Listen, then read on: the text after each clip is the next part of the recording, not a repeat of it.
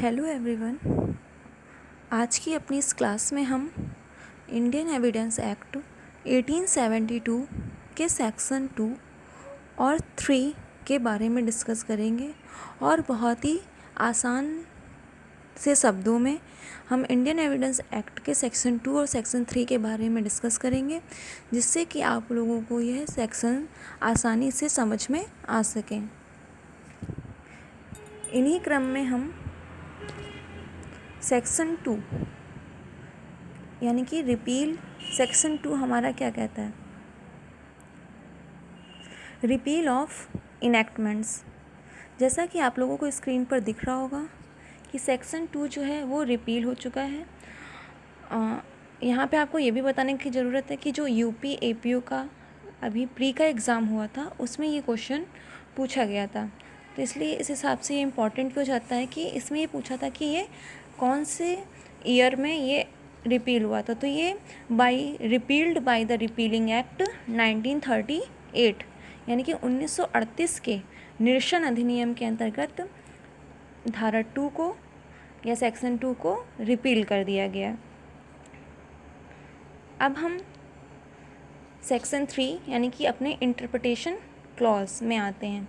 Section 3 हमारा बहुत ही important section है, क्योंकि किसी भी एक्ट को पढ़ने के लिए हमें उसमें जितनी भी डेफिनेशंस दी होती हैं उनके बारे में हमें नॉलेज अच्छी तरह से होनी चाहिए। तो इसमें अगर हम बात करते हैं तो इसमें टोटल हमारी 10 डेफिनेशंस हैं, 10 डेफिनेशंस दे रखी हैं, जिसमें सबसे पहली हमारी कोर्ट यानी कि न्यायालय की डेफिनेशन है। तो यहाँ पे ये बताने की ज़रूरत है कि जो कोर्ट है इसमें क्या क्या इंक्लूड है। आप लोग अगर अपने साथ बेयर एक्ट भी इंडियन एविडेंस एक्ट का रखेंगे तो बहुत ही अच्छे से क्लियर होगा। वीडियो के साथ साथ आप अपने बेयर एक्ट को भी पढ़ते जाएं और जो इम्पॉर्टेंट सेक्शंस हैं उनमें टिक लगाते जाएं। तो जो न्यायालय यानी कि कोर्ट है, कोर्ट्स में इंक्लूड होंगे हमारे ऑल जजेस, मजिस्ट्रेट और ऑल पर्सन्स जो कि लीगली ऑथोराइज्ड हैं किसी भी एविडेंस को लेने के लिए, यानी कि legally authorised to take evidence. यानी कि जो कोर्ट है उसमें हमारे कौन कौन आएंगे? तो सभी न्यायाधीश होंगे, मजिस्ट्रेट होंगे और ऐसे व्यक्ति होंगे जो कि साक्ष्य लेने के लिए वैध रूप से प्राधिकृत किए गए हैं। लेकिन सबसे मेन इम्पॉर्टेंट पॉइंट यहाँ पे ये है कि यहाँ पे जो आर्बिट्रेटर्स हैं यानी कि हमारे जो मध्यस्थ हैं उनको कोर्ट में इंक्लूड नहीं किया गया है। तो कई बार क्वेश्चंस पूछा जाता है कि कोर्ट में क्या इंक्लूड नहीं है अंडर एविडेंस एक्ट, तो हमारा जो आर्बिट्रेटर्स है वो इंक्लूड नहीं है। अब हम आगे बढ़ते हैं। आगे हमारे फैक्ट की बात करता है। जैसा कि आप लोग को स्क्रीन पे दिख रहा होगा, जो सेकंड डेफिनेशन है हमारी वो फैक्ट है। तो जो फैक्ट है, फैक्ट में जो डिफिनेशन बताता है वो कहता है फैक्ट मीन्स एंड इंक्लूड्स, यानी कि फैक्ट में एनी थिंग है, स्टेट ऑफ थिंग है और रिलेशन ऑफ थिंग है। और वो कैसी है? Capable of being perceived by the senses. दोस्तों यहाँ पे बताने की ज़रूरत है कि जैसे बेयर एक्ट आप लोग पढ़ते हैं तो बेयर एक्ट जो लैंग्वेज दी होती है वो काफ़ी टफ होती है, इसलिए उसको ब्रेक कर करके हमें पढ़ना चाहिए, जिससे कि हमें वो बहुत अच्छे से क्लियर हो जाए। तो यहाँ पे ये बोल रहा है फैक्ट में जो है इंक्लूड करेगा एनीथिंग, यानी कि कोई भी वस्तु, स्टेट ऑफ थिंग्स यानी कि किसी भी वस्तुओं की या कोई भी वस्तु है उसकी अवस्था, और रिलेशन ऑफ थिंग्स यानी कि वस्तुओं का जो संबंध है, और capable of being perceived by the senses यानी कि जो इंद्रियों द्वारा, यानी हमारी जो 5 इंद्रियां हैं उनके द्वारा वो बोध गम्य हो। अब हम आगे बढ़ते हैं। इसी का जो सेकंड क्लॉज है वो क्या कहता है? तो वो बात करता है एनी मेंटल कंडीशन, यानी कि कोई भी मानसिक दशा, जिस mental condition of which any person is conscious, यानी कि कोई भी मानसिक दशा जिसका भान किसी भी व्यक्ति को हो। आप अगर बेयर एक्ट देखेंगे तो उसमें एग्जाम्पल दे रखे हैं, जैसे कि जो हमारा फैक्ट क्या होगा, जैसे कि यह कि अमुक स्थान में अमुक क्रम अमुक पदार्थ व्यवस्थित है एक तथ्य है, यानी कि that there are certain objects arranged in a certain order in a certain place is a fact. और आगे एग्जाम्पल दे रखा है जैसे दैट अ मैन हियर्ड और सा समथिंग इज़ अ फैक्ट, यानी कि कोई भी मनुष्य जो है वो कुछ सुनता है या देखता है तो वो भी क्या हो जाएगा, हमारा एक तथ्य यानी कि फैक्ट हो जाएगा। और एक और है जैसे कि that a man said certain words is a fact, यह कि किसी मनुष्य ने अमुक शब्द कहे ये भी क्या है, एक तथ्य है। या that a man has a certain reputations is a fact, यानी किसी भी मनुष्य की अमुक ख्याति है ये भी एक क्या हमारा तथ्य है। अब हम आगे बढ़ते हैं, फैक्ट हो गया। फैक्ट के बाद हमारा क्या है, रेलिवेंट आएगा, यानी कि फैक्ट जो है वो कब सुसंगत होंगे। तो रेलिवेंट के लिए बात करता है कि एक तथ्य जो है वो दूसरे तथ्य से सुसंगत कहा जाता है, कब, जबकि तथ्यों की सुसंगति से संबंधित इस अधिनियम के उपबंधों में निर्दिष्ट प्रकार, यानी कि जो भी प्रकार हमें दे रखे हैं किसी भी प्रकार से वह तथ्य जो है वह दूसरे तथ्य से संसक्त यानी कि जुड़ा हुआ हो। One fact is said to be relevant to another when the one is connected with the another in any of the ways referred to in the provisions of this act relating to relevancy of fact, यानी कि कोई भी चीज़ जो है वो हमारी अन्य तथ्यों से जुड़ी हुई है तो वो हमारी क्या हो जाएगी, रेलिवेंट फैक्ट। रेलिवेंट फैक्ट के आगे अब हम आएंगे फैक्ट इन इशू, यानी कि विवादक तथ्य, जिस विवाद से या किसी तथ्य, ऐसा तथ्य जो जिससे हमारा विवाद खड़ा हुआ है या कि जो मेन चीज़ हमें प्रूफ करनी है वो हमारी फैक्ट इन इशू कहलाती है।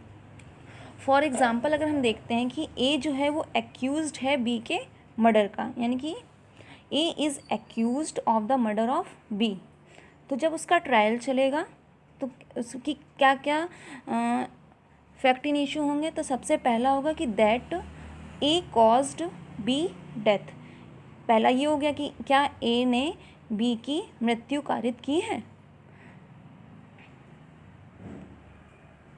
फिर सेकंड फैक्ट इन इशू क्या हो सकता है कि that A intended to cause B's death, यानी कि जो ए है उसका आशय था बी की मृत्यु कारित करने का, पहला तो उसने मृत्यु कारित की और दूसरा उसका क्या आशय था। And the third is that A had received grave and sudden provocation from B, यानी कि जो ए था उसको बी से गंभीर और अचानक प्रकोपन मिला जिसके कारण ए ने बी का मर्डर कर दिया। अब ये जो लास्ट है हमारा वो a at the time of doing the act which caused his death was by reason of unsoundness of mind incapable of knowing its nature. एक चांस ये भी हो सकता है कि ए जो बी की मृत्यु कारित करने का कार्य ए ने अपनी अनसाउंडनेस, मतलब उसको पता ही नहीं था, अपनी चित्त विकृति के कारण उसने उसका मर्डर कर दिया क्योंकि वो उसकी प्रकृति जानने में असमर्थ था, इनकेपेबल था। तो ये हमारे फैक्ट इन इशू हुए। इन शॉर्ट में अगर हम लोग देखें तो फैक्ट इन इशू और रेलिवेंट फैक्ट में काफ़ी लोगों को कन्फ्यूज़न रहती है। तो उसको अगर देखना चाहे तो ए ने बी को मुक्का मारा, ठीक, तो जो ये चीज़ अब हमें प्रूफ करनी है तो ए ने बी को मुक्का मारा या ए बोलता है मैंने बी को मुक्का नहीं मारा, तो ये हमारा क्या हो गया, फैक्ट इन इशू।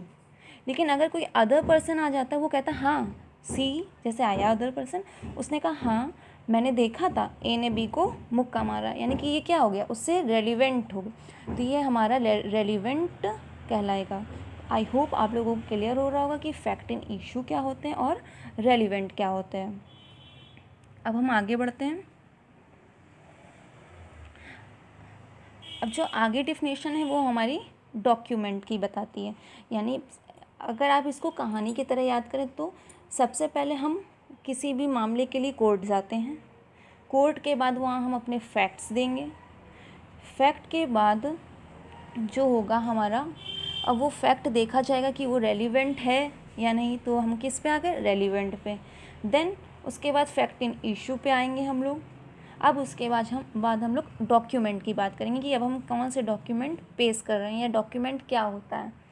तो अगर आप बेयर एक्ट देख रहे होंगे तो उसमें डॉक्यूमेंट के बारे में बता रहा होगा कि document means any matter expressed or described upon any substance by means of letters, figures or marks or by more than one of the those means, यानी कि और जो मीन्स दे रखे हैं उनके, यानी हमारा लेटर आ जाएगा, फिगर्स जो होते हैं, मार्क्स होता है, या और भी अलग सोर्स जो हैं वो हमारा डॉक्यूमेंट कहलाएगा। फॉर एग्ज़ाम्पल ए जो है वो एक डॉक्यूमेंट लिखता है तो वो भी हमारा क्या हो जाएगा, डॉक्यूमेंट हो जाएगा। जो वर्ड्स प्रिंटेड होते हैं या फ़ोटो चित्रित होता है यानी कि फ़ोटोग्राफ होते हैं वो भी हमारे क्या हो जाएंगे, डॉक्यूमेंट हो जाएंगे। देन जैसे कोई मैप है या प्लान है वो भी हमारा क्या कहलाएगा, डॉक्यूमेंट कहलाएगा। या किसी धातु पर या शिला पर जो भी लेख उत्कीर्ण होते हैं वो भी हमारा क्या हो जाएगा, डॉक्यूमेंट हो जाएगा। तो यानी कि ये सब हमारे डॉक्यूमेंट। फिर हम आगे बढ़ेंगे, जब डॉक्यूमेंट हो गई तो एविडेंस पे हम लोग आएंगे। एविडेंस हमारे यहाँ पे एग्जाम्पल दे रखा है कि वे सभी कथन जिनके जांच अधीन तथ्यों के विषयों के संबंध में न्यायालय जो है वो अपने सामने साक्षियों, जितने की विटनेसेस हैं, उनके द्वारा किए जाने की अनुज्ञा देता है वो, या उनसे अपेक्षा करता है कि वो उनके सामने कहें, तो ये ऐसे साक्ष्य क्या कहलाएंगे, हमारे मौखिक साक्ष्य यानी कि ओरल एविडेंस कहलाएंगे। तो all statements which the court permits, यहाँ ध्यान रखना है कोर्ट जो है वो परमिट करता है, और रिक्वायर्स यानी कि मांग करता है, to be made before it by witnesses in relation to matter of fact under inquiry. तो ये हमारे क्या हो जाएंगे, ओरल एविडेंस हो जाएंगे। और इसका सेकंड क्लॉज जो है वो all documents including electronic records, यहाँ पे ये जानने की ज़रूरत है इलेक्ट्रॉनिक रिकॉर्ड्स भी जो हमारे हैं वो डॉक्यूमेंट के अंतर्गत आ रहे हैं या एविडेंस। तो ये हमारे कहलाएंगे डॉक्यूमेंट्री एविडेंस। जो इलेक्ट्रॉनिक रिकॉर्ड वाला जोड़ा गया है ये ध्यान रखना कि आईटी एक्ट यानी कि इंफॉर्मेशन टेक्नोलॉजी एक्ट 2000 में जोड़ा गया है। जो हमारा डॉक्यूमेंट जोड़ा गया है वो आईटी एक्ट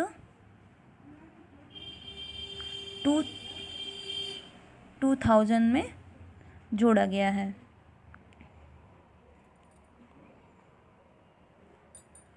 अब हमने एविडेंस दे दिया, अब इसकी प्रूव्ड, डिसप्रूव्ड और नॉट प्रूव्ड के बारे में बात आती है। तो हमेशा कन्फ्यूज़न रहती है कि प्रूव्ड, डिसप्रूव्ड। प्रूव्ड तो हमारा क्लियर रहता है लेकिन डिसप्रूव्ड और नॉट प्रूव्ड में हमेशा कन्फ्यूज़न बनी रहती है। तो प्रूव्ड तो हमारा क्लियर हो रहा है कि जो भी एविडेंस हमने कोर्ट में दिया और कोर्ट ने उसको मतलब प्रूव्ड मान लिया, यानी कि कहा कि हाँ ये सही है, तो ये हमारा प्रूव्ड हो गया। डिसप्रूव्ड वो होगा, हमने कोर्ट में कुछ एविडेंस दिए, कोर्ट ने कहा नहीं ये तो इससे मेल नहीं खाते हैं, तो ये साबित नहीं हो सकते, इसलिए इसको डिसप्रूव्ड कर दिया उन्होंने। और नॉट प्रूव्ड का मतलब यानी कि मोस्ट इम्पॉर्टेंट हो जाता है नॉट प्रूव्ड। नॉट प्रूव्ड की डिफिनेशन अगर देखें तो बोलता है कि a fact is said not to be proved when it is neither proved or not disproved, यानी कि कोई तथ्य जो है वो साबित नहीं हुआ तब कहा जाएगा जब वह ना तो साबित किया गया हो और ना ही ना साबित। यानी कि जब हमने एविडेंस दिया तो उसके बीच में जब तक वो कोर्ट में हमारा प्रोड्यूस नहीं हुआ, मतलब वहाँ पे हमने दिया नहीं, उसके बीच का जो समय होता है वो हमारा नॉट प्रूव्ड कहलाता है। और जो 10 है, 10 हमारा भारत यानी कि इंडिया के बारे में बात करता है। आई होप कि आप लोगों को आज का ये सेक्शन 2 एंड सेक्शन 3 क्लियर हुए होंगे। सेक्शन 3 को अगर आप लोग देखना चाहें तो डेफिनेशन जो है वो कहानी की तरह याद कीजिए। जैसे कि सबसे पहले एविडेंस हम देते हैं, कहाँ देंगे, कोर्ट में देंगे। फिर कोर्ट में हम क्या दे रहे हैं, फैक्ट दे रहे हैं, और फैक्ट कैसे होने चाहिए, रेलिवेंट होने चाहिए। फिर फैक्ट इन इशू, मतलब किस बात पे वो विवाद हुआ है। फैक्ट इन इशू के बाद हम डॉक्यूमेंट पेश करते हैं। डॉक्यूमेंट फिर एज अ एविडेंस होगा। एविडेंस के बाद 3 चीज़ें आती हैं हमारी, प्रूव्ड होंगी या डिसप्रूव्ड होंगी या नॉट प्रूव्ड होंगी। और ये सब कहाँ हो रहा है? ये सब इंडिया में हो रहा है। तो ये हमारे सारे डेफिनेशन क्लॉज जो हैं वो आज के क्लियर हो गए। आई होप कि आपको ये वीडियो अच्छा लगा होगा और आपका जो डेफिनेशन क्लॉज है और सेक्शन 2 है वो अच्छे से क्लियर हो गया होगा। ये वीडियो देखने के लिए आप लोगों का धन्यवाद।